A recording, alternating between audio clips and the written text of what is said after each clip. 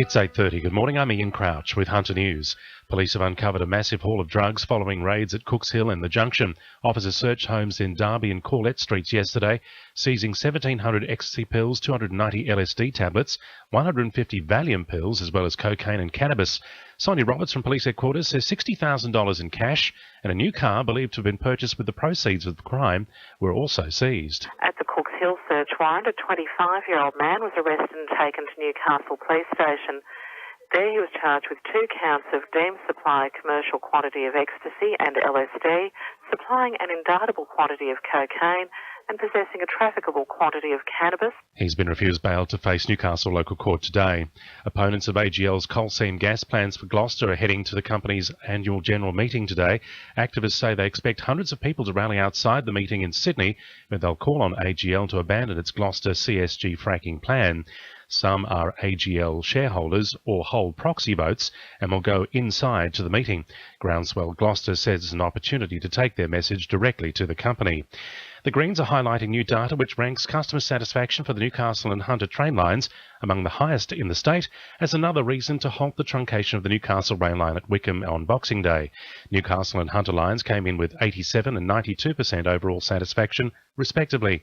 Greens MP Maureen Foricki says the concerns of commuters are what the government should be focusing on. So journey times, given the distance travelled, especially people who travel between Central Coast and Newcastle or Sydney and Newcastle, I think could be drastically improved by the use of tilt trains, by improving the tracks, by doing maintenance work. And that's where the government needs to put their money into. Keep the line which goes right into the heart of Newcastle. A Shortland pensioner has revealed he was tasered 8 times as he tried to fight off an intruder. Paul Weisselberg has told the Herald he was kicked, punched and zapped with a stun gun by the burglar, who was also armed with a machete, before making off with cash in Mr Weisselberg's car. However, the 76-year-old, who's a former boxer, says if it wasn't for the taser and knife, he believes he could have fought off his attacker. Firefighters will undertake a hazard reduction burn at Jesmond today. The controlled burn will cover Jesmond's bushland reserve, adjacent to Robinson Avenue, and is set to start in about half an hour. Matt Anderson from Fire and Rescue New South Wales says residents are advised to take a number of precautions throughout the day. If you have any outdoor furniture or items that may become damaged from floating embers, pack those away. If you have respiratory irritation, just keep your windows and doors closed. And if you have any pets as well that may be frightened, to not leave it inside. Injured Night star Alex McKinnon has been given renewed hope he may walk again. He's currently on the Gold Coast, where he's about to try a miracle treatment which has already helped another former football player walk after 25 years in a wheelchair.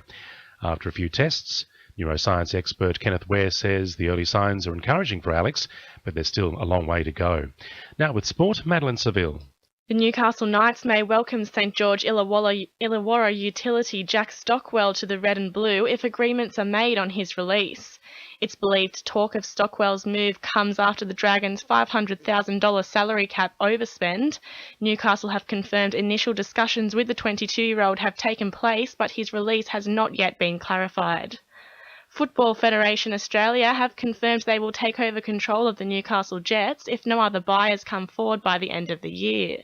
It's believed the club has struggled to meet wage payments for staff due to Nathan Tinkler's ongoing debts.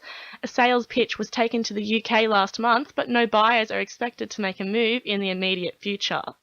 And Merewether surfer Philippa Anderson has reached the semi-finals of the Santa Catarina Pro in Brazil.